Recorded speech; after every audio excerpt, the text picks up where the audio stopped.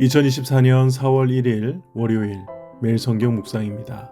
오늘 본문은 신명기 18장 15절에서 22절 말씀입니다. 내 하나님 여호와께서 너희 가운데 내 형제 중에서 너를 위하여 나와 같은 선지자 하나를 일으키시리니 너희는 그의 말을 들을지니라. 이것이 곧 내가 총회의 날에 호렙산에서 내 하나님 여호와께 구한 것이라. 곧 내가 말하기를 내가 다시는 내 하나님 여호와의 음성을 듣지 않게 하시고 다시는 이 큰 불을 보지 않게 하소서. 두렵건대 내가 죽을까 하나이다 하매 여호와께서 내게 이르시되 그들의 말이 옳도다. 내가 그들의 형제 중에서 너와 같은 선지자 하나를 그들을 위하여 일으키고 내 말을 그의 입에 두리니 내가 그에게 명령하는 것을 그가 무리에게 다 말하리라. 누구든지 내 이름으로 전하는 내 말을 듣지 아니하는 자는 내게 벌을 받을 것이요 만일 어떤 선지자가 내가 전하라고 명령하지 아니한 말을 제대로 제 마음대로 내 이름으로 전하든지 다른 신들의 이름으로 말하면 그 선지자는 죽임을 당하리라 하셨느니라. 내가 마음속으로 이르기를 그 말이 여호와께서 이르신 말씀인지 우리가 어떻게 알리요 하리라. 만일 선지자가 있어 여호와의 이름으로 말한 일에 증험도 없고 성취함도 없으면 이는 여호와께서 말씀하신 것이 아니요 그 선지자가 제 마음대로 한 말이니 너는 그를 두려워하지 말지니라. 아멘. 오늘 본문은 신명기에서 너무나 유명한 본문입니다. 모세가 이스라엘 백성들에게 앞으로 나와 같은 선지자를 하나님께서 너희에게 보내주실 것이다. 너희가 예전에 하나님의 음성을 직접 들었다가 너무 무서워서 나를 통해서 듣겠다고 했는데 내가 죽고 나서도 나와 같은 선지자를 통해서 하나님께서 너희에게 계속 말씀하실 것이다. 그러므로 그 선지자들의 말씀을 잘 들음으로 하나님의 말씀에 순종해라.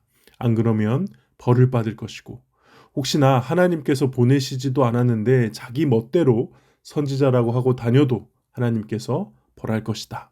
그리고 거짓 선지자를 분별하는 방법을 하나 알려주자면 그 말씀이 이루어지는지 안 이루어지는지를 잘 살펴보고 분별하면 된다.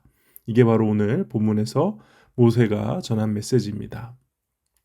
기본적으로 오늘 본문은 두 가지 중요한 해석의 포인트가 있는데 간단하게 살펴보자면요. 첫 번째가 15절에 나와 같은 선지자 하나, 그러니까 모세와 같은 선지자를 일으키신다고 했잖아요. 1차적으로는 모세 이후에 여호수아를 비롯해서 계속 이스라엘 백성들의 그 역사 속에 등장하는 여러 선지자들을 말하는 것일 겁니다. 그런데 이 모세와 같은 선지자라는 이 표현은요, 나중에 신약 시대에 그 선지자라고 많이 불리면서요, 하나님께서 보내주시는 그 메시아를 나타내는 표현으로도 쓰이게 됩니다. 그래서 세례 요한이 나타났을 때 대제사장들이 사람을 보내서 묻죠. 뭐라고 묻냐면 네가 그 선지자냐? 라고 묻습니다. 여기서 그 선지자는 모세가 보낸다고 했던, 모세가 말했던 나와 같은 선지자라는 뜻이거든요. 그러나 신약 시대를 사는 우리는 잘 알죠. 오늘 본문에 예언된 이 모세와 같은 선지자는 결국 누구를 예언한 겁니까? 바로 예수님을 예언한 것입니다. 그래서 사도행전 3장에 베드로가 설교할 때 예수님에 대한 구약의 여러 선지자들의 말씀이 예언된 말씀이 이루어졌다는 것을 밝힐 때 오늘 이 신명기 본문 이 구절을 가져다가 사용합니다.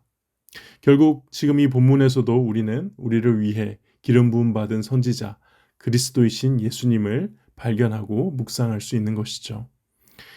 두 번째 해석 포인트는 이제 자연 종교와 계시 종교를 비교할 수 있다는 겁니다. 오늘 본문의 말씀의 배경은 사실 앞부분까지 함께 더 봐야 정확하게 알 수 있는데 9절에 보면은 내 하나님 여호와께서 내게 주시는 땅에 들어가거든. 이 가나안 땅에 들어가게 되거든 이란 뜻이죠. 너는 그 민족들의 가증한 행위를 본받지 말 것이니 라고 말씀을 하시면서요. 그 다음에 계속 나오는 내용이 가나안 땅에 들어가게 되면 이방 종교들이 있는데 뭐 점쟁이도 있고 요술하는 자도 있고 무당들도 있는데 그런 것 절대 너희 가운데 용납하지 마라라고 말씀하십니다. 그렇게 말씀하시면서 나는 그런 종교의 하나님이 아니다. 나는 말씀하시는 하나님이다. 나는 선지자를 세워 그를 통해 나의 말씀을 너희에게 줄 것이다. 나는 절대로 인간이 여러 모양으로 지어낸 그런 잡종교의 신이 아니다라는 이것을 강조하시는 말씀이 오늘 본문인 거예요. 그래서 오늘 본문을 잘 보시면 우리 기독교가 다른 종교와 무엇이 다른지 확실하게 알 수 있는 겁니다. 우리는 자연 종교가 아니라 바로 계시 종교, 말씀의 종교라는 것입니다. 여기서 너무 깊게 나눌 수는 없겠지만 그래도 이야기를 하자면 자연 종교라고 하면 이것은 그 근간이 인간의 두려움에 있습니다. 뭐 자연 현상에 대한 두려움, 미래에 대한 두려움, 그리고 그 두려움을 이용해서 사람을 지배하고 통치하고 조종하고 이용하려고 만드는 것이 이 세상에서 만들어진 것이 종교죠. 그래서 이거를 우리가 믿는 참된 종교와 구별해서 자연 종교다, 그냥 세상이 만든 종교다 이렇게 저는 표현을 합니다. 반면에 계시 종교는 말 그대로 하나님으로부터 받은 말씀, 계시가 있다는 것이죠. 하나님에 대해서, 구원에 대해서, 또 우리가 해야 할 일들에 대해서 그 영원한 지침이 될 수 있는 변하지 않는 진리를 하나님이 우리에게 알려주셨다는 겁니다. 인간이 지어낸 거 아닙니다. 인간이 대충 만든 게 아니에요. 사람을 지배하기 위해 종교를 만들면서 만들어낸 개념이 아니라 하나님으로부터 내려온 계시가 있다는 거죠. 그래서 믿어야 한다. 그래서 우리의 두려움과 상관없이 믿는 신앙, 그 종교를 계시 종교라고 하는 겁니다. 그래서 우리가 너무 중요하게 생각하는 것이 하나님의 기록된 말씀인 성경인 것이죠. 그러니까 이런 것을 염두에 두고도 오늘 본문을 묵상하면 참 좋을 것 같아요. 그럼 오늘 본문을 통해서 우리가 무엇을 좀 깊게 묵상해 볼 수 있을까? 저는 한 두 가지 정도를 좀 나눴으면 좋겠습니다. 첫 번째는요. 결국 그리스도인들은 선지자적 삶을 살아야 한다는 것입니다. 다시 말해서 모든 그리스도인들은 부르신 자리에서 선지자로 살아야 한다는 것이죠.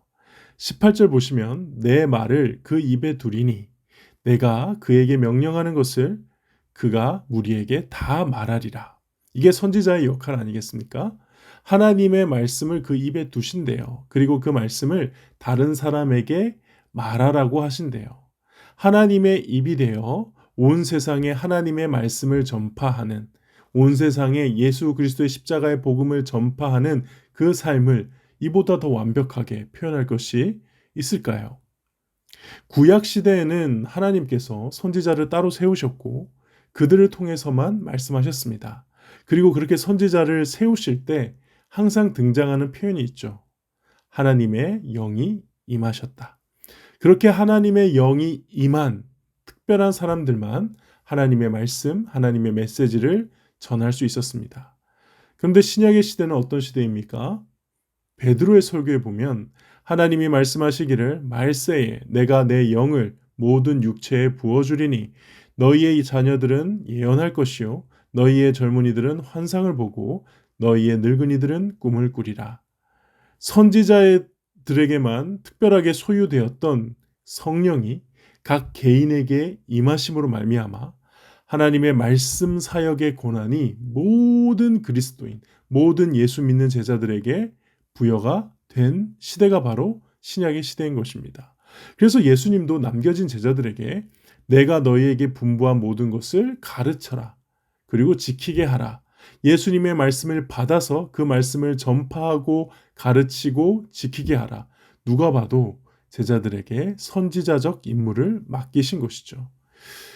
그러므로 하나님의 백성, 특히 신약의 하나님의 백성들인 우리 그리스도인들은, 예수님의 제자들은 이 땅에서 부르신 자리가 어디든지 맡겨주신 사역이 어떤 것이든지 그 사역은 다 선지자적 사역이어야 되고 선지자로서 이 땅에 삶을 살아야 하는 것입니다. 두 번째 묵상할 부분은요. 그렇기 때문에 우리가 하는 모든 사역의 성패 여부를 그 기준을 무엇으로 두어야 하느냐? 바로 말씀의 성취, 말씀이 이루어짐에 두어야 한다는 것입니다. 무엇이 성공한 사역인가요? 어떻게 사역을 하면 우리는 그것을 성공한 사역이다라고 말할 수 있는 걸까요? 저만 하더라도 목사니까 목사로서 성공한 사역하면 떠오르는 이미지는 바로 어쨌든 많은 사람들이 교회로 모이는 것이고요. 교회의 건물이 더 커지는 것이고요. 교계에 좋은 소문이 나고 제가 하는 설교에 많은 사람들이 좋아해주고 은혜 받고 또 큰 영향을 미치는 것, 이런 게 성공한 사역이다라고 하겠죠. 일반 성도님이라고 하면은 교회 안에서 목사님이 인정해주고 많은 사람들이 칭찬해주면서 또 많은 전도도 많이 하고 열매도 많이 맺는 것 같은, 열심히 하는 모습이 보이는 이런 것들을 성공적인 사역이라고 평가할 수도 있을 것입니다. 그런데 오늘 이 성경을 잘 보시고 또 성경에서 등장하는 선지자들을 잘 묵상해 보시면요, 선지자에게는 사역의 성공과 실패 여부는 딱 하나입니다. 바로 하나님께 받은 말씀이 성취되었는가 아닌가예요. 22절에 보니까 만일 선지자가 있어 여호와의 이름으로 말한 일에 증언도 없고 성취함도 없으면 이는 여호와께서 말씀하신 것이 아니요 그 선지자가 제 마음대로 한 말이니 너는 그를 두려워하지 말지니라. 대표적인 선지자 사역에 실패한 자의 모습이죠. 일단 문제는 하나님께 받은 말씀이 없어요. 그래서 어떻게 합니까? 자기 마음대로 말해요. 그래서 그의 사역에는 말씀의 증언도 없고 말씀의 성취도 없는 그냥 자기 마음대로 한 사역일 뿐인 겁니다. 실제로 나중에 예레미야 시대에 보면요, 예레미야가 하나님께 말씀을 받죠. 유다 왕국이 멸망할 것이고 바벨론의 포로가 되어야 한다. 그런데 그렇게 받은 말씀을 그대로 전했더니 사람들이 다 싫어하죠. 그렇죠? 근데 반대편에 하나냐를 비롯해 다른 선지자들이 이 예레미야의 선지자의 메시지와 반대되는 메시지를 전합니다. 하나님께서 바벨론을 물리쳐 주실 것이다. 겉으로 보았을 때는 이 하나냐를 비롯한 이 거짓 선지자들이 성공적인 사역을 하는 것 같습니다. 백성들도 왕들도 다 좋아하고 몰려드는 반면에 예레미야는 어떻게 됩니까? 감옥에 갇히죠. 누가 진짜 성공한 선지자입니까? 우리는 답을 알고 있습니다. 예레미야입니다. 근데 무엇으로 그것을 판단합니까?